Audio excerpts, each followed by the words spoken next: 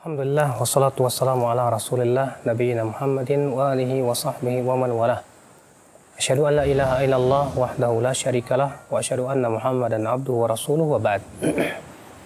Tinggalkan yang meragukan kepada yang tidak meragukan. Apa itu ragu?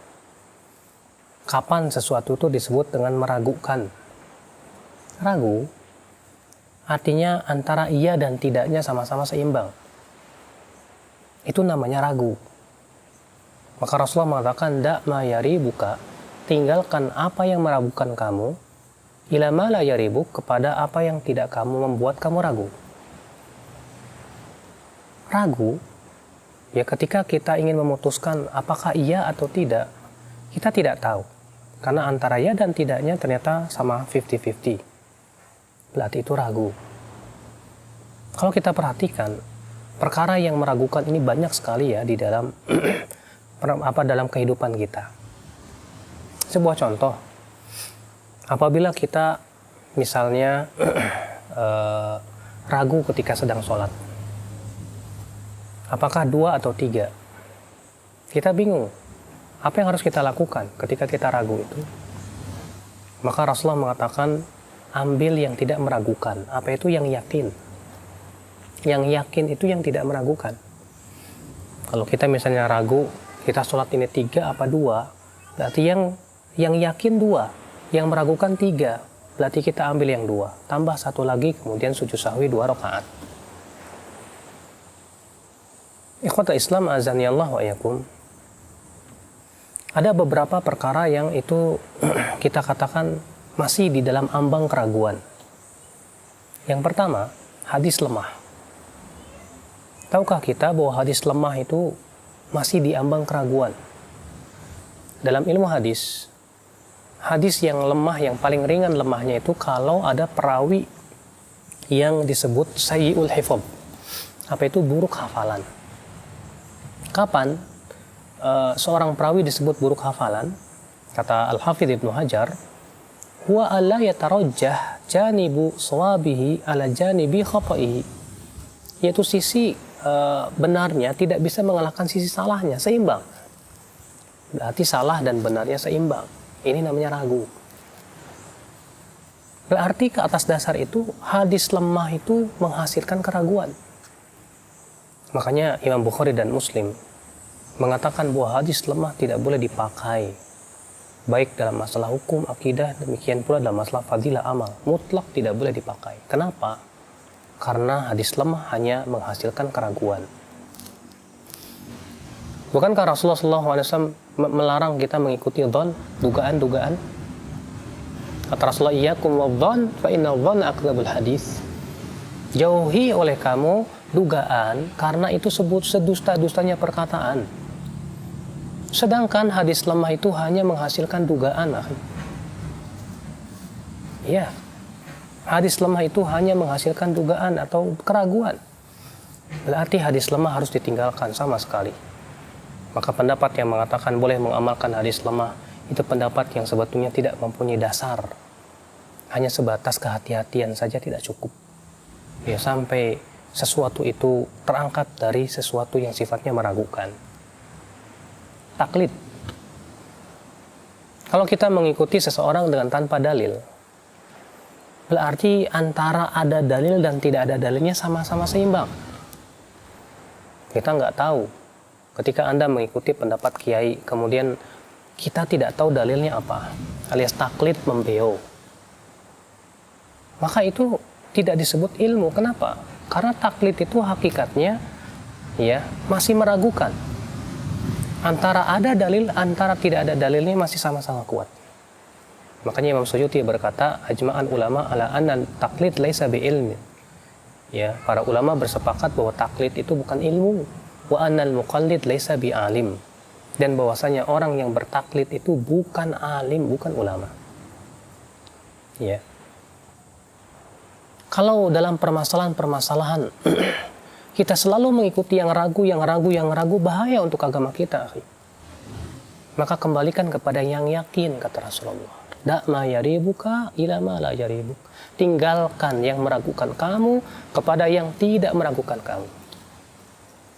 Dalam masalah ibadah, para ulama memberikan kaidah. Pada asalnya, ibadah itu adalah tidak boleh. Kenapa? Karena ibadah itu hak Allah. Dan Rasulullah bersabda, "Man amila amalan laisa alaihi amruna fahuwa raddun." Barang siapa yang mengamalkan suatu amalan yang tidak ada di atasnya perintah kami, maka amalan tersebut tertolak. Berarti pada asalnya ibadah itu kenapa? Tidak boleh. Nah sekarang kalau kita merasa ragu, ini ibadah disunahkan apa enggak? Ada yang mengatakan bid'ah, ada yang mengatakan disunahkan. Maka jangan kita amalkan dulu. Kenapa? Karena pada asalnya ibadah itu tidak boleh. Sampai kita betul-betul mendapatkan dalil yang kuat yang menunjukkan akan diperintahkannya ibadah tersebut. Dalam masalah dunia, pada asalnya ibadah, masalah dunia itu pada asalnya halal. Maka pada waktu itu, jangan kita haramkan dulu sampai ada dalil yang tegas mengharamkan. Kalau kita ragu ini halal apa haram, kita katakan saya tidak berani mengharamkan karena saya belum menemukan dalilnya. Tapi saya juga belum berani untuk memakan, ya karena dikhawatirkan ini syubhat. Sedangkan syubhat itu dianjurkan untuk kita meninggalkannya. Kemudian akhwal Islam azani Allah wa iyyakum. Dalam masalah pernikahan, pada asalnya kemaluan itu haram. Seseorang suami yang ragu apakah saya sudah menjatuhkan talak apa belum. Kata para ulama pada asalnya talak belum ada. Dalam masalah muamalah, pada asalnya muamalah itu halal. Tidak boleh kita haramkan sampai ada dalil. Nah, kita kembalikan kepada yang yakin. Sehingga pada waktu itu kita akan merasa ya tenang dalam hidup kita. Ketika kita misalnya jam 11 sudah berwudu. Kemudian pas masuk zuhur kita ragu. Tadi saya batal apa enggak ya? Kayaknya batal deh, kayaknya enggak deh. Ya, maka pada asalnya wudu masih ada. Karena kita sudah yakin bahwa tadi kita sudah berwudu. Maka kalau kita tidak berwudu lagi tidak mengapa. Beda kalau kita misalnya sudah yakin tadi saya masuk WC, saya buang air, tapi setelah itu saya ragu, tadi saya wudu apa enggak ya?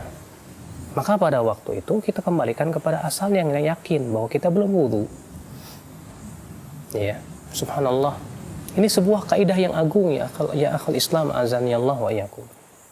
Yang menunjukkan bahwa kita di dalam masalah beragama harus berdasarkan kepada sesuatu yang sifatnya berilmu. Ya, bukan sesuatu yang meragukan. Dalam kita menuntut ilmu Allah Subhanahu wa taala, kita pun seharusnya demikian. Tidak mencukupkan diri hanya sebatas membeo mengikuti pendapat tanpa kita mengetahui dalilnya. Karena taklid itu sudah saya sebutkan masih pada kategori yang meragukan. Bisa jadi ada dalilnya dan bisa jadi tidak ada dalilnya. Akhul Islam azani Allah wa iyyakum. Ketika kita dihadapkan pada permasalahan di masyarakat kita ragu, mana yang benar sih? Yang ini apa yang itu? Keraguan itu akibat daripada ketidaktahuan kita. Keraguan itu muncul akibat daripada kurangnya keilmuan kita. Akhirnya kita jadi ragu-ragu. Saya yakin kalau kita ilmunya sudah banyak, ya sudah paham tentang permasalahan tersebut, kita tidak akan ragu lagi. Tapi ketika keilmuan kita kurang atau keilmuan kita terbalik, akhirnya pada waktu itu keraguan itu terus menghantui hati kita. Nah, itulah sebabnya banyak orang yang merasa bingung, ya, ketika dihadapkan pada fenomena ini yang masing-masing mengaku dirinya di atas kebenaran. Akhirnya dia merasa bingung, mana sih di atas kebenaran? Ini siapa yang benar? Semua ngaku dirinya benar. Kita katakan, tinggalkan yang meragukan. Dengan cara apa? Nuntut ilmu dong. Cari, ya, literaturnya, bagaimana pendapat ulamanya, penafsirannya, dalilnya dari Al-Quran dan hadis Nabi SAW. Sehingga kita beragama betul-betul di atas keyakinan, bukan berdasarkan kepada sesuatu yang meragukan. Maka tinggalkan yang ragu, ambil yang tidak meragukan. Subhanakallah bihamdik. Asyhadu an la ilaha illa anta astaghfiruka wa atubu ilaik. Wassalamualaikum warahmatullahi wabarakatuh.